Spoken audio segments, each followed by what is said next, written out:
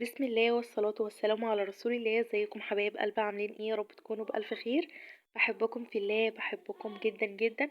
يلا بينا كده نخش على الفيديو بتاعنا ونشوف الفيديو بتاعنا بيتكلم عن ايه النهاردة. بس قبل ما ندخل على الفيديو بتاعنا يلا بينا كده نصلي على رسول الله صلى الله عليه وسلم. دلوقتي بقى انا جايلكم بفيديو ايه؟ جايلكم طبعا جايبالكم لوز وجايبالكم بندق وجايبالكم على ما اظن ده عين جمل، يعني انا مش عارفه، هو جوزي اللي جايب الحاجات دي. تعالوا كده نشوف ايه ده كمان. فستق ولوز وعين جمل و ده ايه بقى؟ ده تين مجفف.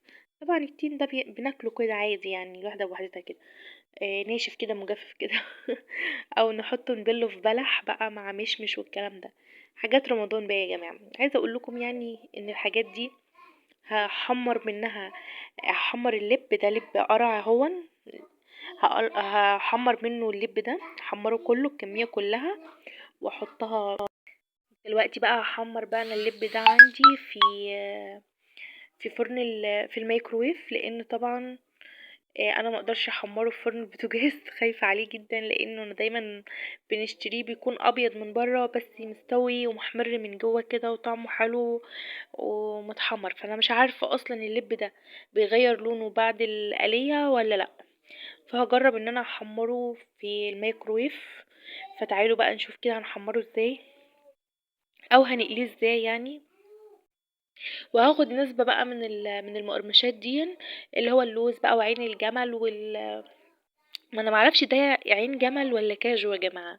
فانا بصراحة مش عارفة، انا جوزي بيقول لي كاجو وانا حاسة ان هي عين كبيرة كده، هي عاملة زي القلب كده عاملة زي القلب.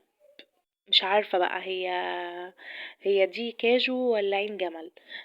وعندنا لوز برضو وعندنا بندق. عايزه اقول لكم ان الحاجات دي بحبها جدا جدا جدا، وبحبها قوي مع الشاي كده، بس بتدوخني بتعمل له صداع والله وبتدوخني، بحس ان انا عايزه اكل حاجه حادقه بعدها، يعني مع اني هي حاجه مسليه جميله جدا، بس انا مش عارفه ليه بتدوخني يعني. فتعالوا بقى كده، او بصراحه ممكن تكون تقيله، وهي انا كمان بحمرها لما الفرن بدأ يسخن جامد وفضلت في الفرن فتره طويله نزلت زيوت كتيره جدا، وعلى فكره الحاجات دي بتتخن قوي. تعالوا نشوف بقى كده هنحمرها ازاي. انا كده ولعت الميكروويف وحطيت اللب في قلب في قلب طبعا الصاجة دي. وتعالوا بقى هنستغل عايزه اقول لكم هنستغل كده الفرن ده بكذا حاجه. انا فكرت ان انا يعني انا بعد ما ولعت الفرن قلت ايه، طب استغل الفرن بقى في ان انا اعمل حاجه كمان. شفت اهو ده الكاجو اللي انا بقول لكم عليه، هو جوزي ده بيقول على ده كاجو وانا بقول له عليه عين جمل. انا بصراحه مش عارفه، هو ده بصراحه اللي احنا مش عارفينه ومحتارين فيه بس بجد الواحده كبيره، انا كمان لما حطيتها هنا هريتها، وبعدين من كتر لعب العيال فيها بقى وماسكين الكيس وعمالين يدوخوا فيه يمين وشمال، بصراحه الكاجو حسيته انه اتهرى. طعمه جميل جدا يعني، هو فعلا من حقه يبقى كاجو بيطقطق كده في البق كده وبيبوش بسرعه، طعمه جميل جدا. حطيت هنا برضو شويه من اللوز وهحطهم بقى في فرن في الميكروويف معايا. بصوا هقول لكم، انا هنا لما حسيت ان الدنيا مش هتتظبط معايا قوي في الطاسه، التيفال كانت تقيله جدا ومش هتحمر معايا اللب، ففكرت ان انا اشيل الطاسه دي واحط مكانها اي حاجه، يعني انا اللب ده كفايه عليا المره دي، وهعمل حاجه في الطاسه التانية يعني احط مكانها حاجه، يعني مش اللب. انا ممكن انا الظاهر ان انا قلبتي فيها بقى، انا مش فاكره، بس انا الظاهر ان انا قلبتي فيها حاجه من الحاجات اللي بتحمر دي، لوز باين او بندق، هنشوف دلوقتي في الفيديو. عايزه اقول لكم كان بصوا جميل جميل جميل يعني. اهو انا قلبت فيه الكاجو فعلا او البندق وقلبت في شويه الحاجات دول، بصوا اتحمروا كانوا ريحتهم جمال او سخنين كده ومرايا يعني. عايزه اقول لكم اللوز ده حلو قوي، البندق ده حلو قوي وريحته جميله قوي قوي يعني. الحاجات دي لما بتتحمر بتبقى جميله قوي يا جماعه وريحتها حلوه. بس طبعا سبحان الله رغم ان الحاجة دي جايلي علشان احمرها انا في البيت، لكن انا معرفتش جد خالص يعني ان انا احمرها هنا في البيت، يعني زي ما بنجيبها من بره جاهزة كده متحمرة. بصراحة لما بنجيبها جاهزة بنحس ان فيها ريحة ملوحة شوية، وسبحان الله يعني الحاجة اللي بره بتبقى مختلفة. بصوا انا كان فايض عندي كمية حطيتها بقى انا في الفريزر. آه، زي ما قلت لكم حطيت بقيه الكميات في الفريزر، قلت بقى هستخدمها في رمضان. بس هي كانت كتيره شويه يعني لان انا محمرتش كتير قوي. فكنت في يوم بقى بشوي السمك، فجيت بقى بعد شويه السمك كده في صهد الفرن هديته خالص جدا من تحت، وحطيت صينيه كبيره فيها بقيه اللب وفيها بقيه الفستق واللوز والعين الجمل.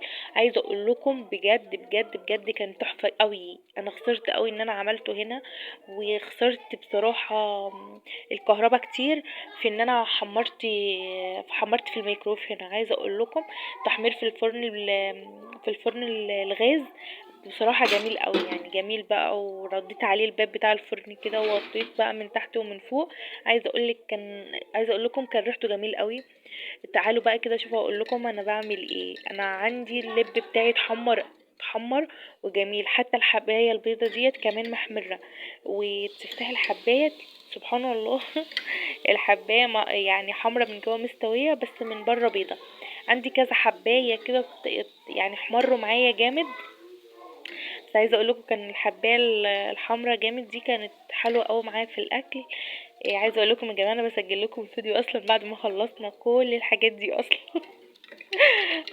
بصوا هحط انا بقى، انا عملت هنا ميه بملح بس، ميه بملح بس مفيش اكتر من كده. ودوبت الملح كويس قوي، وبدات ان انا ارش معايا الميه بالملح دي بالمعلقه كده.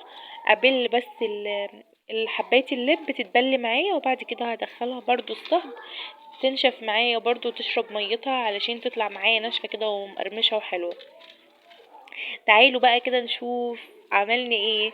انا طبعا حمرت اللب يا جماعه وسايباه كمان في الصهد كمان.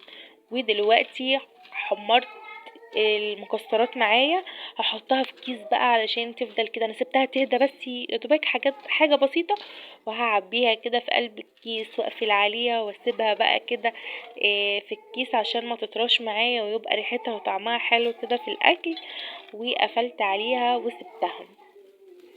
عايزه اقول لكم بجد بجد شويه كده من المكسرات دي مع كوبايه شاي الواحده بتنسى نفسها بجد والله. عايزه اقول لكم اللوز ده بقى حكايه. انا كنت هحمره في الفرن خدي يا مالك في تعالى لي الميكرويف، هنا. بس للاسف انا سبت خدي يا حمرته مالك في فرن البوتاجاز. عايزه تعالى اقول لكم العوزاه. كان جميل قوي قوي قوي قوي. دي بقيت برضو الكاجو واللوز اللي انا كنت عملته اهو. يعني انتوا كنتوا واخدين بالكم ان كان في الاول كتير، فانا لما قسمتهم اجوا على مرتين. حبيت اشارككم الفيديو بتاعي يا حبايبي، واشارككم كده تحمير المكسرات بتاعتي. وطبعا زي ما قلت لكم سبت جزء من المكسرات زي ما قلت لكم في الفريزر، طبعا لحلويات رمضان، وطبعا للقطايف بقى والكنافة والحاجات الحلوة. وزي ما قلت لكم يا حبايب قلبي بالله عليكم لو الفيديو بتاعي عجبكم ما تنسوش تحطوا له لايك والاشتراك في القناة وتفعيل الجرس للكل عشان يوصل لكم مني كل جديد. بحبكم في الله يا احلى اخوات في الدنيا.